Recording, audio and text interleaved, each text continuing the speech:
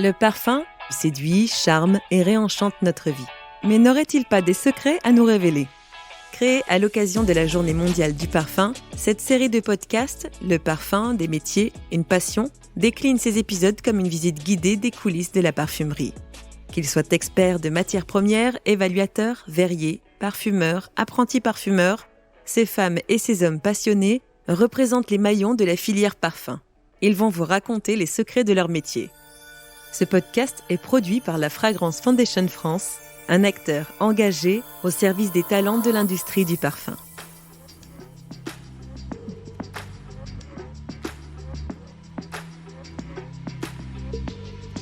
Cet épisode donne la parole à Calice Becker, parfumeur et directrice de l'école de parfumerie Givaudan, et à Jacek Laczynski, apprenti parfumeur. Du goût inné pour le langage des odeurs à la vocation, comment devient-on parfumeur ? Quelles sont les qualités et les aptitudes indispensables pour exercer ce métier d'excellence qui requiert à la fois sensibilité, rigueur et créativité ?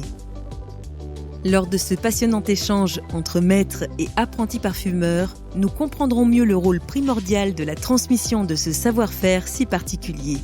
De l'apprentissage à la création d'un parfum, nous découvrirons toutes les étapes de cet enseignement atypique. Fragrance Foundation Podcast vous souhaite une belle écoute. J'avais aucune idée de ce qu'était ce métier, jusqu'au jour où effectivement ma maman m'a dit tu te rends compte qu'en fait tu as un sens de l'odorat qui est exceptionnel parce que depuis toute petite tu es toujours la première à nous dire qu'il y a le rôti qui brûle, qu'il faut fermer les fenêtres de la voiture parce que nous allons croiser un champ d'épandage, etc. Parce que je sentais tout ça bien avant tout le monde. Et quand elle m'a dit mais pourquoi tu ne deviendrais pas un nez, je lui ai dit très bien. À l'époque on n'avait pas internet, donc je sais pas ce qu'était un nez. Je n'étais pas de grâce, je connaissais pas de parfumeur. Donc j'ai regardé dans les pages jaunes parce que moi je cherchais le métier de trouver des pollutions comme un chien en fait, trouver des pollutions dans les usines. Elle m'a expliqué non, le nez c'est un parfumeur. Bonjour, je m'appelle Calice Becker, je suis parfumeur et directrice de l'école de parfumerie de Givaudan. J'ai grandi en Pologne. Quand j'étais petit, je sentais tout ce qui était autour de moi. Je sentais le bonbon, le chips que mon frère m'a proposé, sans pour autant avoir envie de les déguster. Et je me rappelle que quand j'avais environ 15 ans, ils ont ouvert une grande parfumerie dans une ville voisine. Et quand je suis allé, quand j'ai vu tous ces parfums différents, très populaires à l'étranger, je me sentais comme Charlie à la chocolaterie. Bonjour, je m'appelle Jacek Laczynski et je suis apprenti parfumeur au sein de l'école Givaudan. En 2017, je me suis vue proposer la direction de l'école de parfumerie tout en continuant mon métier de parfumeur, ce qui me semblait une tâche incroyable, lourde, difficile, parce que c'est une chose d'imaginer que l'on sait faire, mais le transmettre pour pouvoir le faire, c'est autre chose. Donc il faut réussir à décortiquer, à dénouer, à tirer le fil pour comprendre qu'est-ce qui vous a amené à faire ce que vous avez fait, ce que vous avez créé, et ça dans toutes les créations que vous avez faites, et analyser aussi les créations des autres, et réussir après à les synthétiser pour pouvoir les transmettre. Je suis arrivé en France il y a 8 ans, tout d'abord pour réaliser un programme d'échange Erasmus. C'est aussi une occasion pour moi d'apprendre le français, puisque je ne parlais pas français avant. Après ces études, je postulais pour un master à ISIPCA, un master en parfumerie. Et à la sortie de l'école, je me suis présenté en tant que candidat pour entrer à l'école Givaudan. Et le jour où Calice m'a annoncé que ma candidature a été retenue, j'étais tellement ravi que j'ai littéralement pleuré de joie parce que j'étais très content que mon rêve se réalise et je pourrais moi aussi faire partie de cette prestigieuse école. Nous avons depuis, les années 50 jusqu'à nos jours, une succession de parfumeurs qui sont des personnes qui ont créé des choses absolument extraordinaires pour le marché et qui ont inspiré tellement d'autres parfumeurs. Donc je vous cite en vrac, mais il y a eu Vent Vert, L'Air du Temps, Calandre, Rive Gauche, le Air de Rabat, Nisatis, Opium, Poison, J'adore et plus récemment Idole. Tous ces parfums ont été créés par des parfumeurs qui sont sortis de l'école de parfumerie. Et bien d'autres encore. Ce qui est important, c'est que ici à l'école de parfumerie, on ne leur donne pas des accords tout faits, on leur apprend à les faire. On donne quelques cours de manière collégiale, mais ils sont assez peu nombreux. Il y a beaucoup de travail individuel. Je prends les élèves pendant entre une demi-heure et 1 heure. On regarde leur création et on en discute. Il y a des moments où on va travailler tous ensemble. Par exemple, on travaille sur une fleur. Je veux dire, ce sont des formes d'ateliers Après, il y a des cours un petit peu plus formels, ça va être des cours plus techniques sur la stabilité par exemple, ou sur les règlements pour l'innocuité, ou il y aura des cours qui sont plus culturels. Il y aura aussi des sorties culturelles, aussi bien sur l'histoire de la parfumerie que sur d'autres métiers créatifs où les élèves pourront facilement faire des ponts entre ce que font d'autres créateurs et ce qu'ils vont faire dans le futur. On a le joyau de l'école, je considère ça comme le joyau. Nous avons créé un jardin avec une quantité d'euros, je crois qu'on doit avoir à peu près 70 rosiers. Et on a 156 odorants différents et dont les élèves doivent faire des accords, c'est-à-dire d'après nature. Ils travaillent toujours d'après nature. Mais c'est ça du coup ce qui est magnifique. Quand j'arrive à l'école le matin, je fais ma petite balade dans le jardin. J'ai retrouvé le flair qui est ma Madeleine de Proust de l'enfance, qui est le laurier cerise. J'ai ramené un échantillon à Calice, je suis allé directement dans son bureau, je demandais « Calice, aidez-moi, je veux absolument reconstituer cette odeur ». Nos élèves viennent du monde entier. J'ai un élève qui vient de Johannesburg, j'ai un élève qui vient de Milan, une unique française qui vient de Montpellier, une américaine de New York, une américaine de San Francisco, une brésilienne de São Paulo, un japonais de Tokyo. Et Jacek ici présent, qui vient de Pologne. Et j'ai 2 élèves externes en ce moment, une autre qui vient d'Italie et une du Liban. Ce qui est vraiment très sympa, c'est qu'avec les autres élèves, nous sommes vraiment comme une grande famille. Et même si nous ne sommes pas arrivés à l'école au même moment, on se partage beaucoup, on s'en très souvent ensemble. On se voit aussi en dehors de l'école, on s'organise des soirées, des events, des déjeuners. Et on sait qu'on peut compter l'un sur l'autre.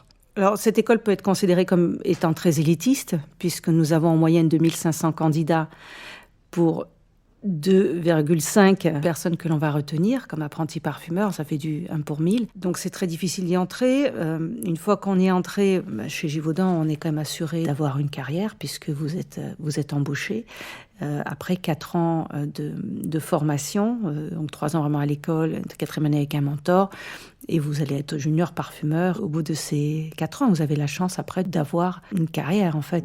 Si je devrais retenir une seule chose que j'ai appris profondément depuis que je suis arrivé à l'école Givaudan, c'est de ne jamais prendre des choses pour acquises. Qu'il y a toujours un questionnement, qu'il y a toujours une recherche et qu'il y a toujours un autre moyen d'arriver à l'endroit où on veut venir.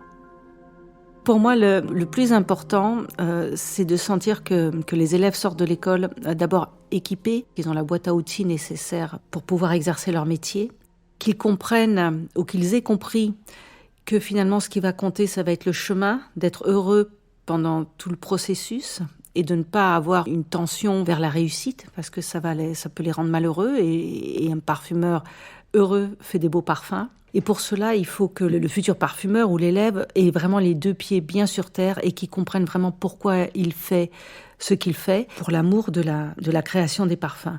Et que tout ce qui va venir à côté, comme le succès ou le manque de succès, ça va être des dommages collatéraux de la profession, et il va pas falloir trop qu'il s'y attache. Je trouve que parfumeur, c'est un métier de transmission, où nous avons besoin d'être guidés et coachés par des mentors. Je vocalise comme mon mentor en ce moment. Tout à fait. Ça peut pas être plus. Je veux dire, je peux pas demander encore plus de Calice de ce qu'elle donne aujourd'hui en tant que mentor. Ça, je prends ça comme un compliment, parce que moi, je me voyais plus comme une directrice d'école. Au vu du fait qu'il n'y a aucune question que je ne peux pas vous poser en termes de création. Ok, merci. Je considère que c'est un très joli mentoring.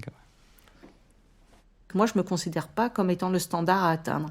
Je considère que les élèves, je leur enseigne pour qu'ils atteignent quelque chose qui est bien supérieur à ce que moi je suis devenue. Je continue à travailler en tant que parfumeur, j'ai toujours des demandes. Et finalement, ce que j'apprends aux élèves, c'est très structurel, c'est quand même des réflexions, et ça va avec un certain temps, et ça va venir avec des réflexes.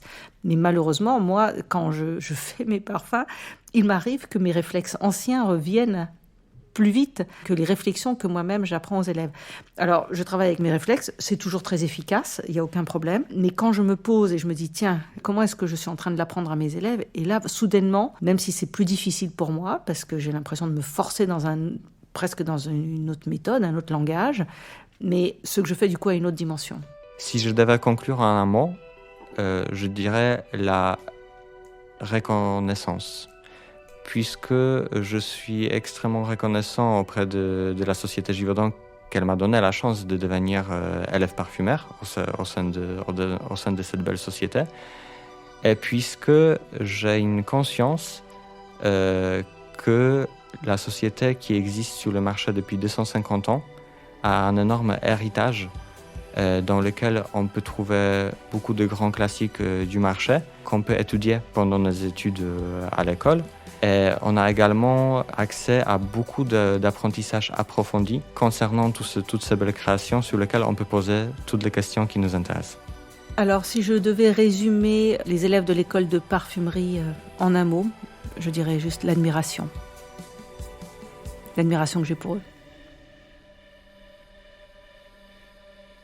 Ce podcast est produit par la Fragrance Foundation France, un acteur engagé au service des talents de l'industrie du parfum. Retrouvez cet épisode sur le site de la Fragrance Foundation France ou sur votre application de podcast préférée.